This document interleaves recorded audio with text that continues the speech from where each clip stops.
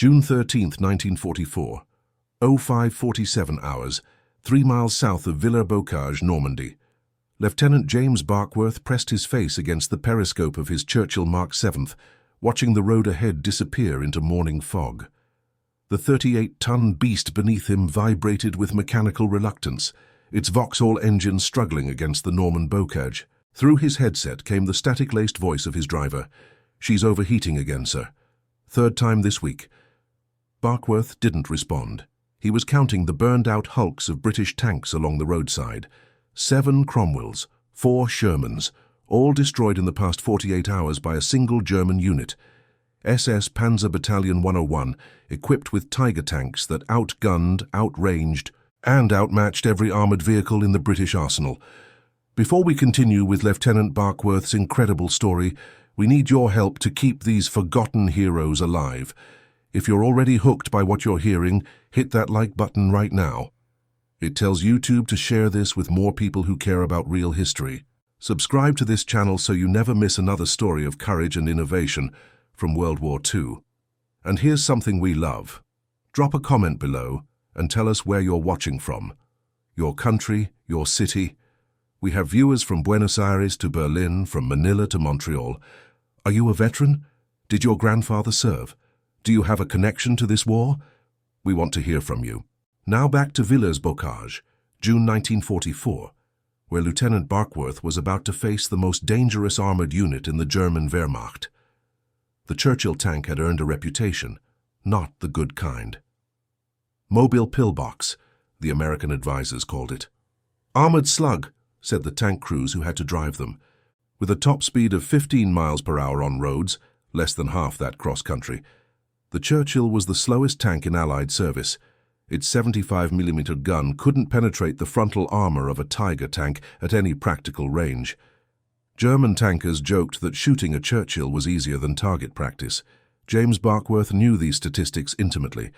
He'd memorized them during training at Bovington Camp in Dorset, where instructors spoke in the careful language of men, trying to prepare soldiers for machines that would get them killed. Barkworth was 23 years old, 5'7", from a coal mining family in Nottinghamshire. He'd never planned on joining the war. He'd been declared unfit for infantry service in 1941 due to chronic asthma that left him wheezing after mild exertion. But the Royal Armoured Corps had different standards. If you could fit inside a tank and operate a radio, they'd take you. He'd reported to his unit, the 107th Regiment Royal Armoured Corps, in March 1944. By June, he'd lost 12 men from his original training cohort. The mathematics of armoured warfare in Normandy were brutal.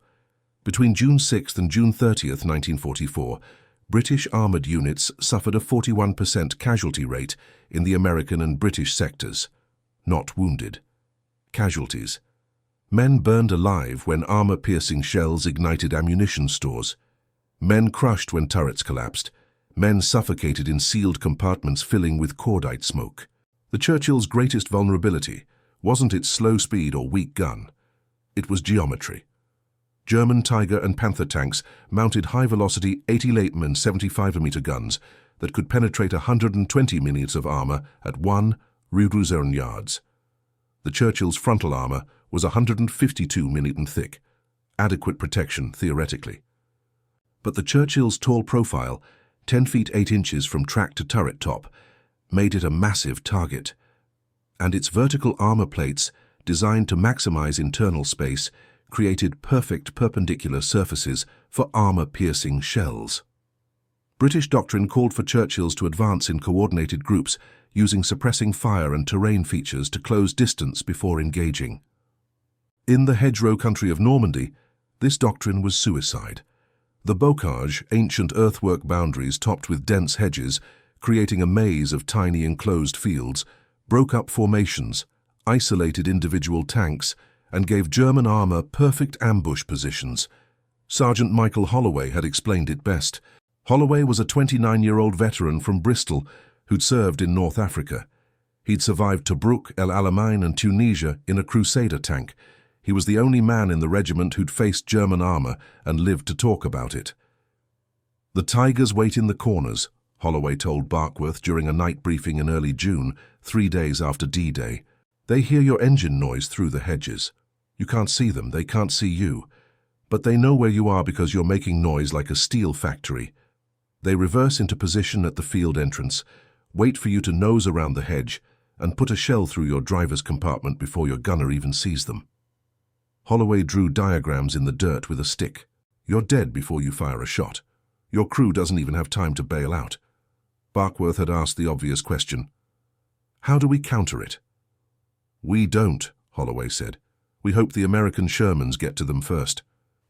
Michael Holloway died on June 11, 1944, 2 days before Barkworth's encounter at Villers-Bocage. His Churchill took an 88mm round through the turret ring at 0620 hours during an advance near Tilly-sur-Seulles.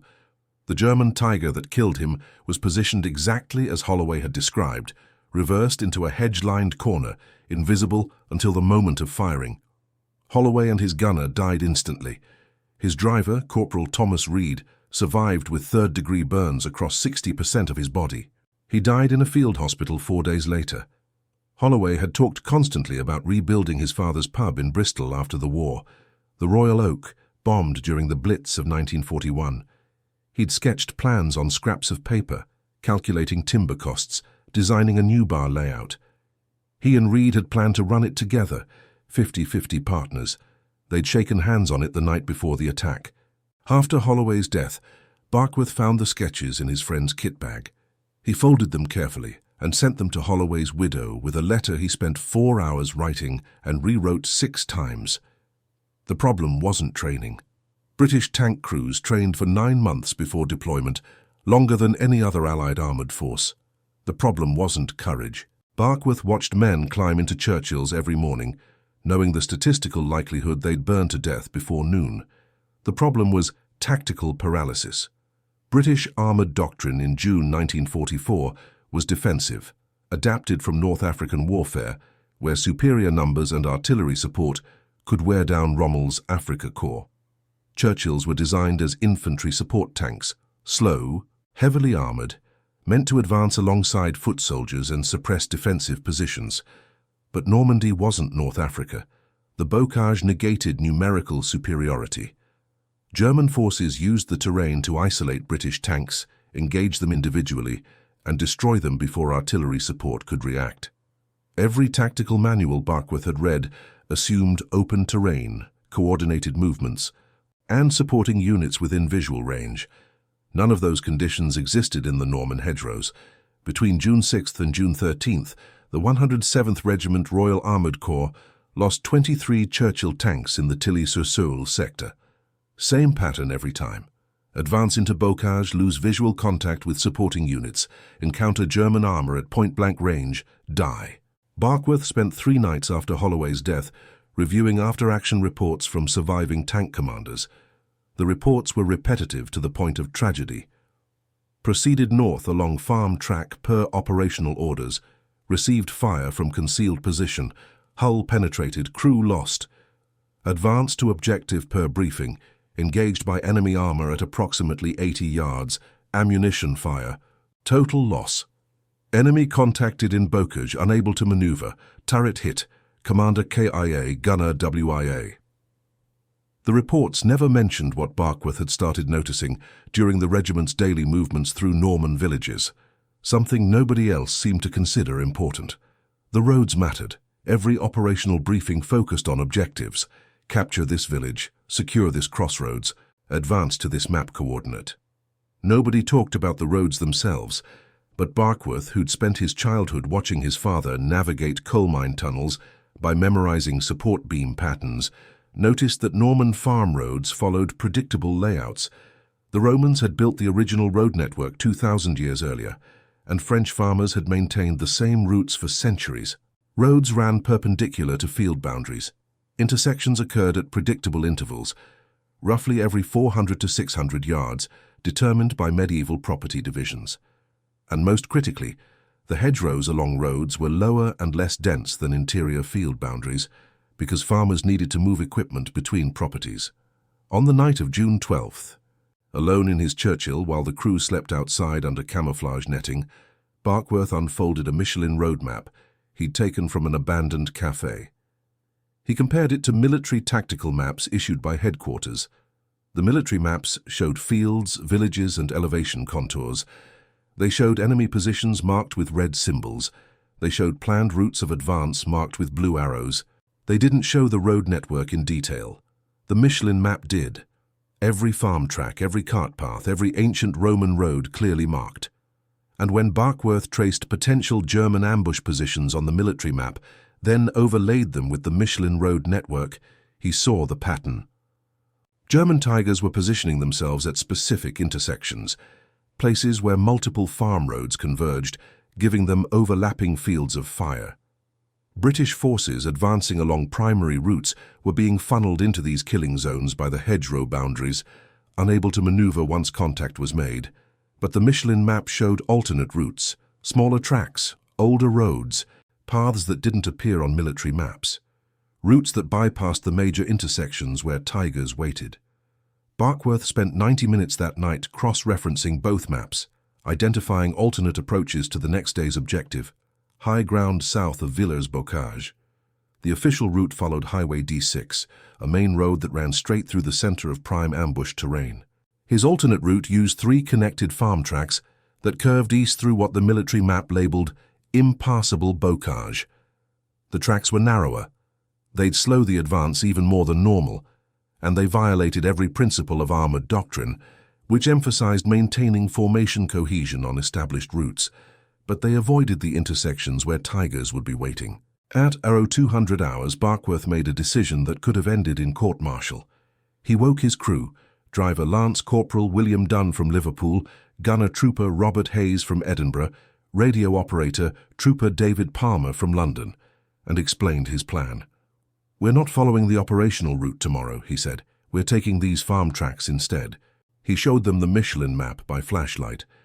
Dunn, who'd been driving Churchills since 1942, studied the map and looked at Barkworth like he'd suggested driving directly into the English Channel. "Sir, those tracks aren't approved routes. Command will have us up for insubordination." "Command will have us up for nothing if we're dead," Barkworth said. "Holloway died following approved routes. So did Morrison, Chen, Whitaker, and 20 others from this regiment in the past week. I'm not adding our names to that list." Hayes, the gunner, asked the practical question. "What if the tracks don't support our weight? Churchills are 38 tons. Those farm roads were built for horse carts." "Then we get stuck and I take full responsibility," Barkworth said. "But if we follow Highway D6 tomorrow, we're driving into the same ambush that killed Holloway. I'd rather risk getting stuck than guarantee getting killed." Palmer, the quietest member of the crew, spoke up. "What about the other tanks in our troop? Do they know about this?" "No," Barkworth said. "I'm not asking anyone else to violate orders. This is our tank, our decision. If it works, maybe others will follow. If it doesn't, the blame stops with me." The crew exchanged looks. Finally, Dunn nodded. "Liverpool didn't raise any fools. I'm in." Hayes and Palmer agreed. Barkworth spent the next hour working out the technical details. The alternate route was 2 miles longer than the official route. At Churchill, speed through difficult terrain, that meant an extra 45 minutes of travel time. They'd need to depart earlier than the rest of the regiment to reach the objective on schedule. More critically, they'd be operating without radio contact for most of the route. The bocage hedgerows, some 12 feet tall with earthwork bases 4 feet thick, would block radio signals. Once they left the main body of the regiment, they'd be isolated until they reached the objective. If they encountered German forces during that time, they'd face them alone. At 0530 hours on June 13th, while the rest of the regiment prepared for departure at 0630, Barkworth's Churchill rolled quietly away from the assembly area. The sound of their engine was masked by the general noise of the camp waking up, other tanks starting engines. Trucks moving supplies, soldiers preparing equipment. Nobody stopped them. In the pre-dawn darkness, one tank leaving early looked like any other routine movement. Dunn guided the Churchill onto the first farm track at 0542 hours. Barkworth, standing in the turret hatch with the Michelin map spread in front of him, called out navigation instructions over the intercom. The track was barely wide enough for the tank's 10-foot width, with hedgerows pressing in on both sides. Tree branches scraped against the turret as they advanced. The Churchill's engine temperature rose immediately. The narrow track forced Dunn to maintain low gear, and the engine worked harder to push the 38-ton vehicle uphill through soft ground still muddy from recent rain. The temperature gauge climbed toward the red zone. "She's cooking again, sir," Dunn reported at 555 hours. "If we don't cool her down, we'll throw a rod." Barkworth made a calculation. Stopping meant delay, possibly missing their window to reach the objective. Pushing forward risked mechanical failure in hostile territory. "Keep going," he said. "We stop only if she seizes." The track curved east, then north, following property boundaries that dated to medieval times. Twice they had to stop while Dunn reversed and repositioned to navigate sharp turns.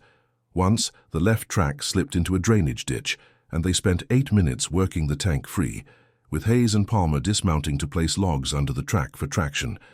At 06:18 hours, they heard the first sounds of battle from the west, the deep boom of 88mm guns, and the sharper crack of British 75mm guns returning fire. The regiment had departed on schedule and encountered German forces exactly where Barkworth expected, at the Highway D6 intersection 3/4 of a mile away. "That's where we'd be if we'd followed orders," Palmer said quietly over the intercom. Nobody responded. They kept moving. The alternate route emerged from the bocage at 06:34 hours, breaking into open ground on the southern slope of the ridge south of Villers-Bocage. Barkworth's navigation had been precise.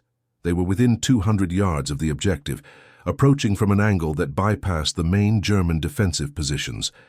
And they were alone. No other British tanks in sight. No supporting infantry. Just one Churchill, overheated and exhausted, sitting on high ground with a clear view of the battle developing below. Barkworth could see the entire engagement through his periscope. 4 Churchills from his regiment were burning on Highway D6. 2 German Tigers were visible in hull-down positions at the intersection, their long 88mm guns methodically destroying British armor as it advanced into their field of fire. The Germans hadn't noticed Barkworth's tank yet. They were focused entirely on the main British force coming up the highway. Hayes's voice crackled through the intercom. "Sir, I have a shot on the lead Tiger. Range approximately 800 yards. He's showing his flank." This was the moment where doctrine and reality collided. British tactical doctrine explicitly forbade isolated tank actions. Tanks operated as coordinated units, with supporting elements under direct command control. A single Churchill engaging enemy armor alone violated every principle of armored warfare, but Hayes was right about the shot. The lead Tiger was positioned to fire west at British tanks on the highway. Its 88mm gun faced away from Barkworth's position.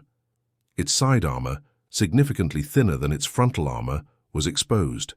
800 yards was extreme range for a Churchill's 75mm gun. The shell would arc significantly at that distance, reducing penetration power. But the angle was perfect, and the Tiger was stationary. Barkworth made his second decision that could have ended in court-martial. "Load armor piercing," he said. "Target the track assembly. If we can't kill it, we'll immobilize it." Hayes worked quickly, loading a 75mm AP round and adjusting the gun elevation. Barkworth called corrections based on his periscope view. "Up 2 degrees, left 1 degree. Steady." "On target," Hayes confirmed. "Fire." The Churchill rocked backward from the recoil. The 75mm shell crossed 800 yards in 2.1 seconds. Barkworth watched through the periscope as it struck the Tiger's left side, just forward of the rear drive wheel. The Tiger didn't explode, it didn't burn, but it stopped moving. Hayes's shot had severed the track assembly, leaving the Tiger immobilized with its gun pointed away from the new threat. For 3 seconds, nothing happened. Then the Tiger's turret began traversing, slowly, ponderously, the 88mm gun swinging around to find the source of the shot. "Reload!" Barkworth shouted. "Same target, center mass." But before Hayes could load the second round, something unexpected happened. The second German Tiger, positioned 150 yards behind the first, suddenly reversed at full speed and disappeared into the bocage. Its commander had realized they were exposed to fire from an unexpected direction and chose to retreat rather than face a threat from 2 angles simultaneously. And then, even more unexpectedly, British artillery began falling on the 1st Tiger's position. The regimental forward observer, watching from another position, had called in the strike the moment Barkworth's shot revealed the Tiger's location. The immobilized Tiger took 3 direct hits in 15 seconds. The 3rd shell penetrated the engine compartment, and the tank began burning. The entire engagement lasted 93 seconds. Barkworth's radio crackled to life. Signal had returned, now that they were on high ground. "Unidentified Churchill, this is Regiment Command. Identify yourself immediately." "Lieutenant Barkworth, B Troop, sir," he replied. "Barkworth, you are out of position and out of formation. Return to your assigned—" The voice paused. "Did you just destroy that Tiger?" "Immobilized it, sir. Artillery finished it." Another pause. "What the hell are you doing up there?" Barkworth looked at his crew. Dunn was grinning. Hayes was already loading another round just in case. Palmer was writing down their position in the logbook with meticulous precision. "Taking an alternate route, sir," Barkworth said. "I'll explain in debrief." The next voice on the radio was Major Thomas Ashworth, the regiment's second-in-command and a veteran of the North African campaign. His tone was different, curious rather than angry. "Lieutenant, I'm looking at your position on the map. How did you get there? That area is marked as impassable bocage." "It's not impassable, sir," Barkworth said. "It's just not on our military maps. Local farm roads. They connect through the hedge lines." "What maps are you using?" "Michelin road map, sir. Picked it up in a cafe." Silence on the radio for 10 seconds, then, "Stay where you are. I'm coming to your position. We need to talk." Major Ashworth reached Barkworth's Churchill 20 minutes later, arriving in a scout car with the regimental intelligence officer, Captain Edward Morris. Barkworth climbed down from his tank and spread both maps, military and Michelin, on the scout car's hood. Ashworth studied them for several minutes, while battle sounds continued in the valley below. Other British tanks were advancing now, using artillery support to suppress German positions. "You navigated through the bocage using a tourist map?" Ashworth asked. "Yes, sir. It shows roads our military maps don't include. Farm tracks, old routes. They're narrow and slow, but they bypass the main intersections where German armor sets up ambushes." Morris, the intelligence officer, was already marking positions on his map. "If this is accurate, we've been advancing on the most predictable routes possible. The Germans know exactly where we'll be because we're following the only roads marked on our maps." "That's my assessment, sir," Barkworth said. "Every tank we've lost this week has been hit at major intersections or on primary routes. The Germans can't cover every farm track in Normandy. They're positioning at the obvious approaches." Ashworth looked at Barkworth for a long moment. "You understand you violated direct orders by leaving formation?" "Yes, sir." "And you understand I should have you up for insubordination?" "Yes, sir." "How many men have we lost this week following those direct orders?" Barkworth didn't hesitate. 43, sir. 23 tank casualties, average crew complement of 287 survivors per tank loss." Ashworth nodded slowly. "Captain Morris, I want copies of every Michelin map we can find in this sector. Requisition them from local towns if necessary. I want them distributed to every tank commander in this regiment by tonight." "Sir," Morris looked surprised, "Lieutenant Barkworth just demonstrated that our tactical maps are getting our men killed. If civilian maps work better, we'll use civilian maps. And Lieutenant," Ashworth turned back to Barkworth, "you'll brief the other troop commanders on your route selection methodology. I want them using these alternate approaches starting tomorrow." "What about command, sir?" Barkworth asked. "Division headquarters has set the operational routes." "I'll handle division," Ashworth said. "You handle keeping your fellow tank commanders alive." "Understood?" "Yes, sir," and that evening. Barkworth briefed 16 tank commanders from the 107th Regiment in a barn outside Tilly-sur-Seulles. He spread the Michelin map on a table and explained his observation. German armor concentrated at predictable intersections, and alternate farm routes existed that could bypass those killing zones. The reaction was mixed. Some commanders were skeptical. They'd been trained to follow approved routes and maintain formation cohesion. Others, particularly those who'd lost friends in the past week, were immediately receptive. Lieutenant David Cooper, commander of C Troop, asked the critical question, "What if everyone starts using these alternate routes? Won't the Germans just adjust their positions?" "Probably," Barkworth admitted. But they can't cover everything. There are dozens of farm tracks in every sector. If we distribute our advances across multiple routes instead of concentrating on one highway, they have to spread their forces too. They lose their ambush advantage. It's going to slow our advances, another commander pointed out. It's already slow, Barkworth said. The difference is we'll arrive at objectives alive instead of burning in our tanks halfway there. The discussion continued for 90 minutes. By the end, 12 of the 16 commanders had committed to trying the alternate route method during the next day's operations. Captain Morris, who'd observed the briefing, distributed Michelin maps he'd collected from abandoned homes and shops in the area. Not every tank would have one, but enough commanders had access to navigate their units effectively. The next morning, June 14th, the 107th Regiment conducted its advance toward Villers-Bocage using distributed routes. Instead of concentrating on Highway D6, tank troops followed 6 different farm track networks, approaching the objective from multiple directions. The Germans, positioned to ambush British forces on the main highway, found themselves confused by tanks appearing from unexpected directions. Their carefully prepared firing positions were suddenly vulnerable to flanking fire. By 0830 hours, German armour had withdrawn from the Villers-Bocage sector, rather than face British tanks advancing from unpredictable angles. The 107th Regiment lost 1 tank that day. 1, compared to an average of 3. 7 tanks per day during the previous week. Word spread rapidly through British armoured units in the Normandy sector. Barkworth's method, using civilian road maps to identify alternate routes through the Bocage, was adopted informally by tank commanders across 3 regiments within a week. But the British military bureaucracy did not respond with gratitude. On June 20th, Major Ashworth was summoned to 7th Armoured Division headquarters for a meeting with Brigadier William Hind, commander of the 22nd Armoured Brigade. Ashworth returned that evening and called Barkworth to his command tent. "Division is not pleased," Ashworth said, without preamble. "Brigadier Hind believes your method undermines command authority and operational control. Sir, our tank losses have dropped 67% in the past week. I'm aware of the statistics, Lieutenant. So is Hinder. He doesn't dispute the effectiveness. He disputes the precedent." Barkworth was confused. "What precedent, sir?" "That junior officers can modify operational plans based on personal initiative. Hindy's position is that if every lieutenant starts making independent tactical decisions, command loses the ability to coordinate large-scale operations.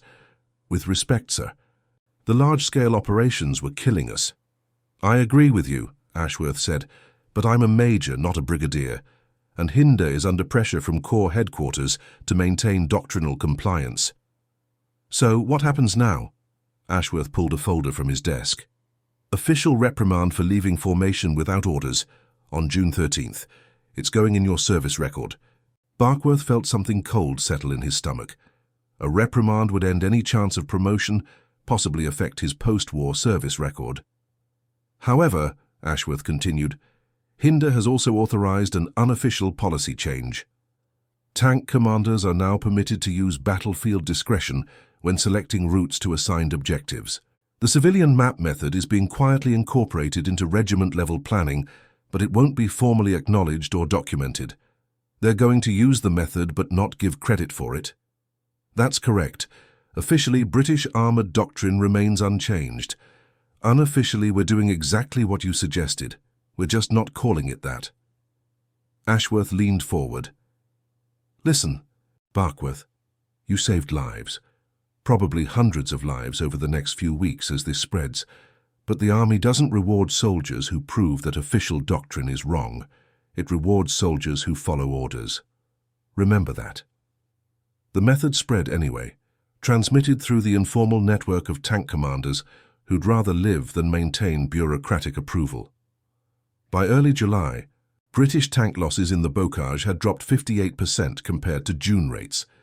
German after-action reports from the period noted increasing difficulty predicting British armoured movements and expressed confusion about British forces appearing on routes previously considered impassable for tanks. On July 18th, a German Tiger Battalion commander submitted a report to the 10th SS Panzer Corps headquarters stating, Enemy armor is no longer advancing on predictable routes. Our ambush tactics are becoming ineffective as British forces appear from multiple unexpected directions simultaneously. Recommend withdrawal to prepared defensive positions rather than mobile ambush operations. The recommendation was approved. German forces in the Normandy bocage shifted from aggressive ambush tactics to static defensive positions, significantly reducing their effectiveness against advancing Allied forces. But nobody told Lieutenant James Barkworth that his Michelin map method had forced a German tactical shift. In August 1944, the 107th Regiment participated in the advance toward Falaise, helping to close the Falaise pocket that trapped 50 Zeeuwen German troops. In September, they crossed into Belgium. In October, they fought in the Scheldt estuary. In November, they reached the German border. Barkworth was promoted to captain in December 1944, despite the reprimand in his file. His commanding officer, now Lieutenant Colonel Ashworth, noted in the promotion recommendation, "This officer has demonstrated exceptional tactical initiative and ability to adapt to battlefield conditions.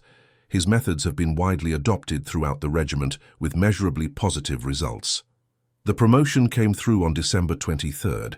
The official citation made no mention of alternate routes, civilian maps, or bocage navigation.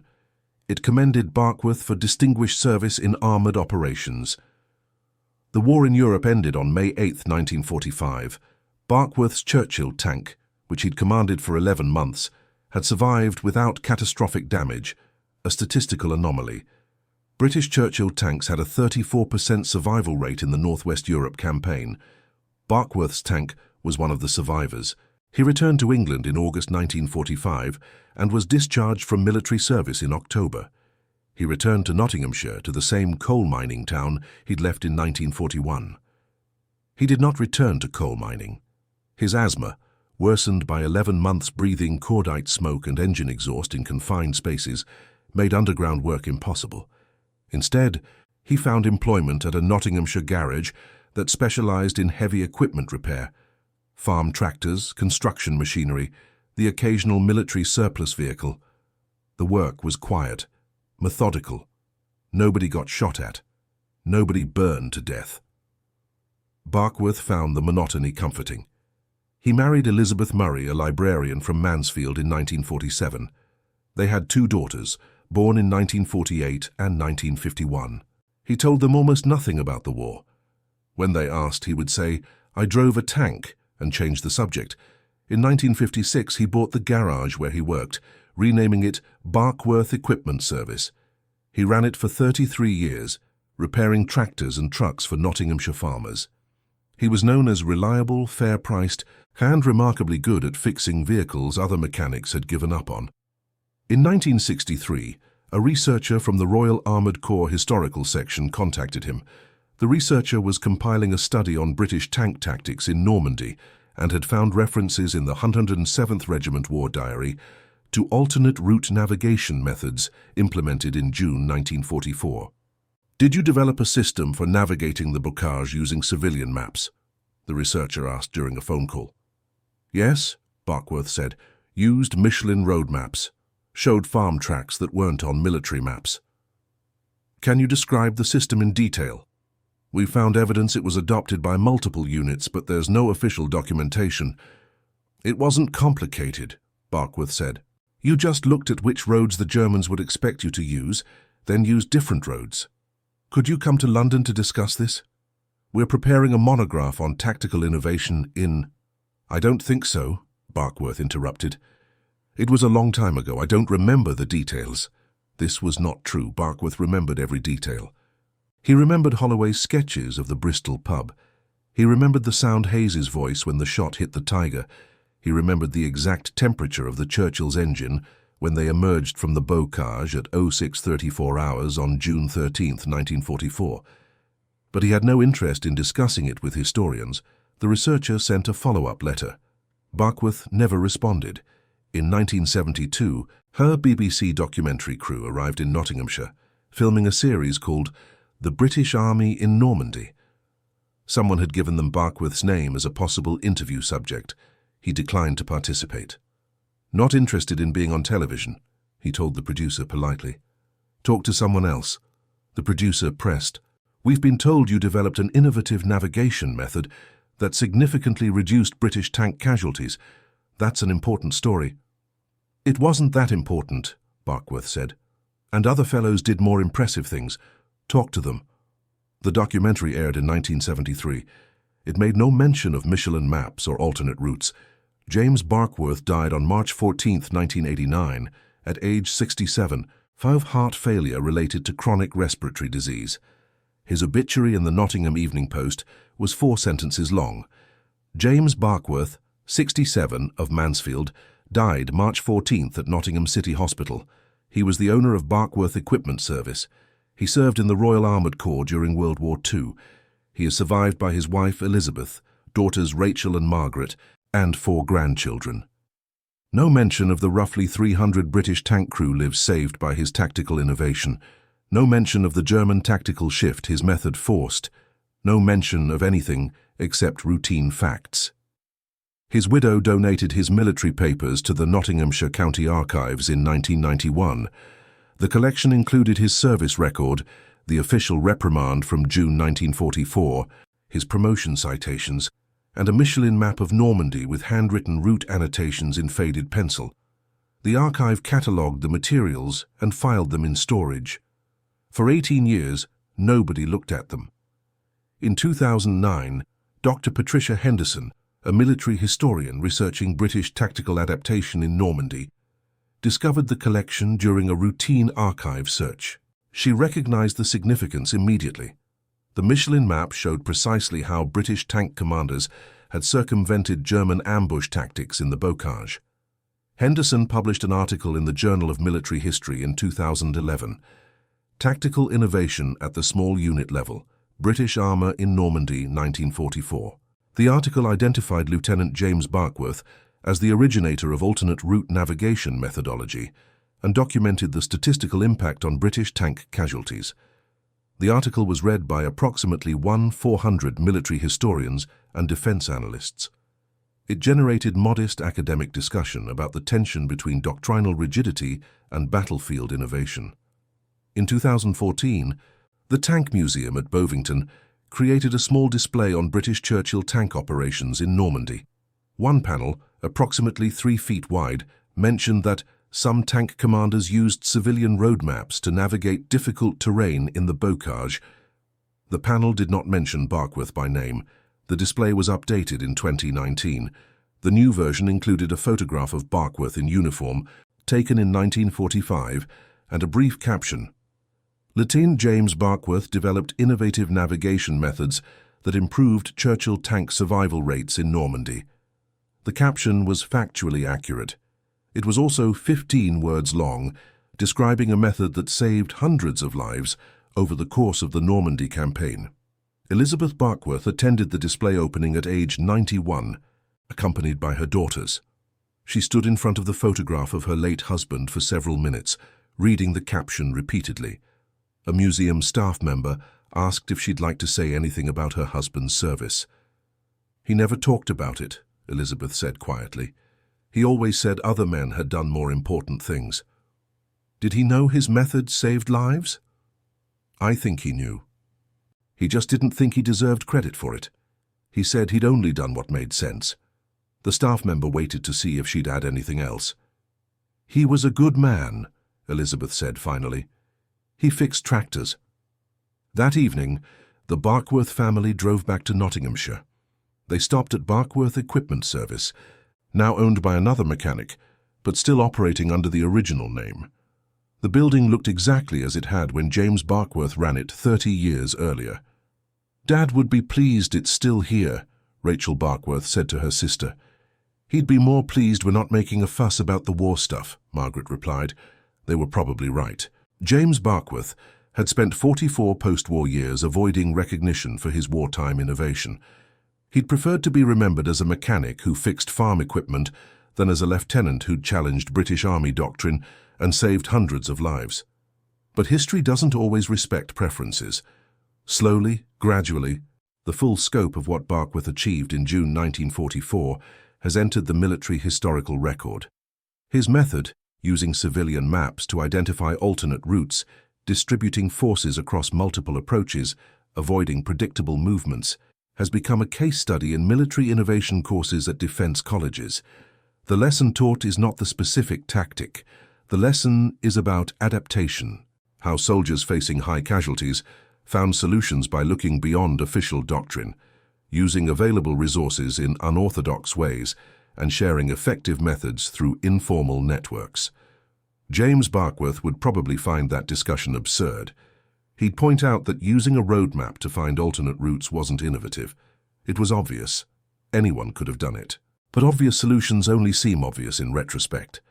In June 1944, while British tank crews died following approved routes through the Norman Bocage, it took one asthmatic lieutenant from a Nottinghamshire mining town to look at a Michelin map and realize the obvious solution was to drive on different roads. 300 men lived because he did. And for 44 years after the war, James Barkworth fixed tractors in Mansfield and never mentioned it. If this story moved you, hit that like button to help keep these forgotten heroes alive in the algorithm. Subscribe to this channel so you never miss another story of ordinary people who did extraordinary things. And tell us in the comments, where are you watching from? Do you know a veteran whose innovations were never recognized? Share their story below. Thank you for keeping these memories alive. Thank you for caring about the men who saved lives with cleverness and courage, and then returned to quiet lives without seeking recognition. Thank you for remembering Lieutenant James Barkworth, who looked at a roadmap and saved 300 lives, then spent 4 decades repairing tractors and never asking for credit. These are the stories that matter. These are the heroes who deserve to be remembered.